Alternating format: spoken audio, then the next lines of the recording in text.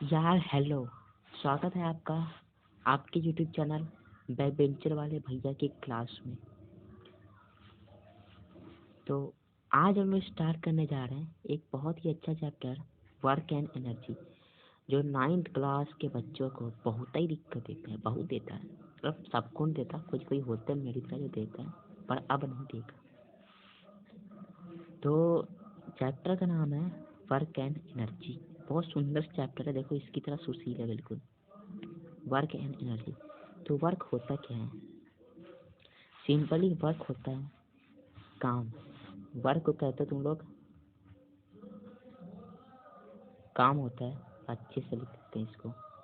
Work का मतलब काम। कोई भी काम तुम्हारी मम्मी देती है पर तुम्हें करना वो होता तो पसंद बिल्कुल नहीं, पर करते हो। किसी को होता है, किसी को नहीं, किसी किसी को नहीं होता। वो नहीं होने वाला मैं हूँ, पर चप्पल ना पड़ने के कारण कर देता हूँ। काम कैसे? मतलब जैसे तुम मान लो तुम हो, डांस कर रहा है यार, ये पैर इसके देखो। तुमने एक बाल्टी बकेट उठाई, वाटर से भरी हुई, इसको उठा के यहाँ रखा। तुम्हारे सेंस में काम है, चाहे इतना नहीं, इतना ना कर पाते हो। अगर तुम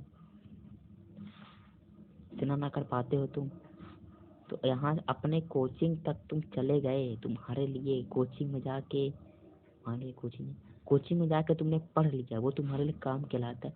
पर फिजिक्स के नज़र में तो ये काम नहीं है। फिजिक्स के नज़र में काम ये कतई नहीं है। फिजिक्स के नज़र में यह काम है ही नहीं। तो काम होता क्या है फिजिक्स के अकॉर्डिंग? वर्क वर्क ये होता है कि if you apply force to an object and it's displace, मतलब ये ऑब्जेक्ट है, अगर इस पर तुमने एक फोर्स अप्लाइड करी है तो इस पर डिस्प्लेसमेंट आना नेसेसरी है। यहाँ पे ये मतलब, एक सेकेंड, ये ऑब्जेक्ट है तुम्हारा, ये रोड है, तुमने इसको यहाँ से उठाकर यहाँ रख दिया। मतलब पहले किसी डिस्टेंस पे था, तो तुमने किस डिस्टेंस पे रख दिया, तुमने डिस्प्लेसमेंट लाई, यानी फोर्स लगाकर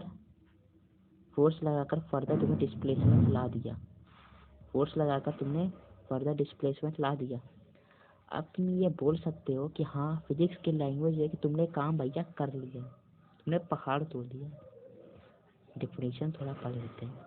इन ordinary work means almost physical और mental activity, but in physics has only one meaning. ये भाई कह रहा हूँ, तुमने चाहे कितने, तुम तो ये मानते हो कि तुमने कोई फिजिकल काम किया कि वो वर्क है, मेंटली कुछ सोचा भी वो भी वर्क है, पर वो वर्क नहीं है। फिजिक्स से मानो इसका एक ही मतलब है, work is done when a force produce motion. मतलब वर्क वही है जो एक फोर्स जो है मोशन करवा पाए, मोशन करवा पाए, मोशन करवा पाए, वही है बस, वर्क वही है। देखो ये कितना अच्छा भैया अपने बहन के लिए खींच रहा है उसको बैठा के। ये थीटा के बारे में, कॉस थीटा 30 डिग्री है, इसको बाद में पढ़ेंगे। कॉस थीटा मतलब एंगल लगा के इसने डिस्प्लेस, एंगल के बाद में पढ़ेंगे। फोर्स देखो 50 न्यूटन लगवाया, ये वही 30, तो वर्क डन होगा। अभी यार अभी रुक जाओ, अभी यूनिट तो पढ़ेंगे तुमने, ये कहाँ से न्यूमेरिकल कहाँ से तुम्हें घुसा दूंगा, ये सब काम मेरे पास थोड़ी है। तो यूनिट ऑफ वर्क, यूनिट मतलब जैसे तुम्हारे पास फोर्स की यूनिट है न्यूटन, और कैसे मोशन, मोशन कह रहा हूँ मैं पागल, फोर्स की यूनिट है न्यूटन, जैसे टाइम की यूनिट है सेकंड, वैसे वर्क की भी यूनिट है जूल। अब एक जूल क्या है? मतलब जूल कहना ये है, तब जूल आता कहाँ से? जूल के मतलब कोई साइंटिस्ट है, जूल, सॉरी, जूल है, कोई साइंटिस्ट थे, उनके नाम पे ये पढ़ा है।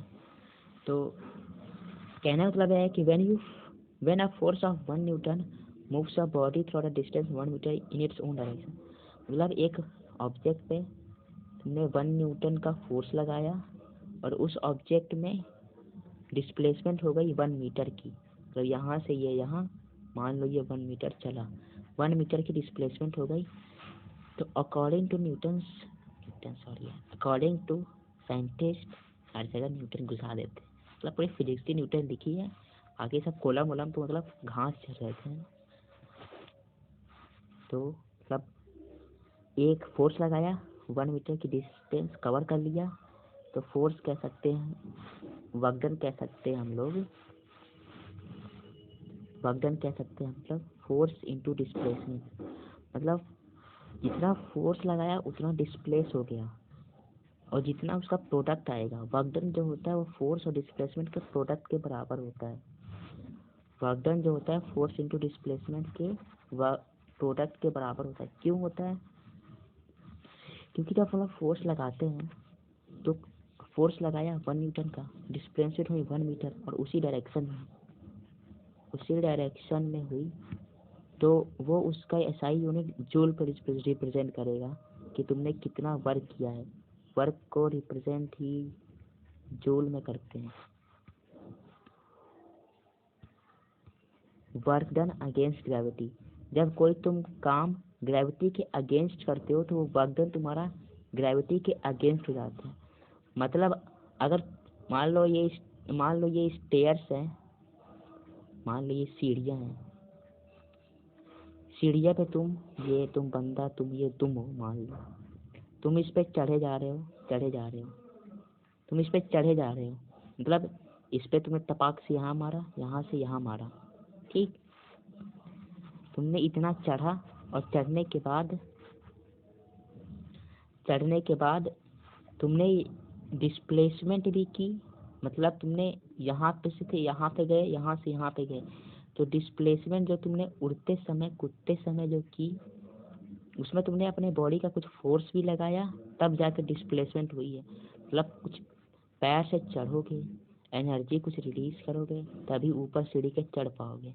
अगर चढ़ पाओगे तो यहाँ पे देखो, ये तुम्हारा मान लो ये हाइट है, तुम थे यहाँ पे, तुमने फोर्स लगाया ऊपर के साइड, ठीक, और तुमने ये हाइट है, और तुमको लगेगा तुम ऐसे चढ़ रहे हो, पर तुम चढ़ ऐसे नहीं रहे हो, तुम चढ़ ऐसे रहे हो, हाइट के प्रोपोर्शनल पे तुम चढ़ रहे हो, क्योंकि तुम इस पॉइंट पे थे, इस पॉइंट से इस पॉइंट पे तुम आ गए, चढ़ते चढ़ते यहाँ तक आ गए। अब यहाँ से यहाँ की तुम डिस्टेंस अगर तुम लेना चाहोगे, यहाँ से यहाँ तक की डिस्टेंस लेना चाहोगे, फिर ट्रायंगल में ही लोगे, क्योंकि ये तुमने डिस्टेंस जो कवर किया वो इसी के प्रोपोर्शनल किया, हाइट के प्रोपोर्शनल ही स्टेयर्स को चढ़ते समय करोगे।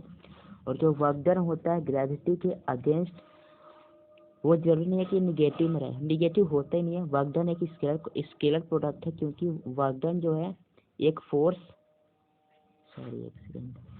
वर्क डन जो है फोर्स और डिस्प्लेसमेंट प्रोडक्ट है। मतलब दो वेक्टर का डॉट प्रोडक्ट हमेशा स्केलर होता है, गांठ बांध लो। और कब नहीं होता, जैसे बहुत जगह होता है कि इसका मतलब दो वेक्टर प्रोडक्ट से एक स्केलर प्रोडक्ट मिलता है, और दो स्केलर प्रोडक्ट से एक वेक्टर प्रोडक्ट मिलता है। कभी कभी ऐसा होता है कि तुमने स्केलर प्रोडक्ट लिया और वेक्टर प्रोडक्ट को, स्केलर वेक्टर का प्रोडक्ट किया तो बहुत बार स्केलर आएगा, और ऐसा भी सिचुएशन हो सकता है कि तुमने वेक्टर स्केलर किया तो वेक्टर मतलब स्केलर वेक्टर करते समय वेक्टर भी आ सकता है, स्केलर भी आ सकता है, लेकिन वेक्टर वेक्टर करोगे हमेशा स्केलर आएगा, और अगर स्केलर करोगे हमेशा वेक्टर आएगा, ठीक।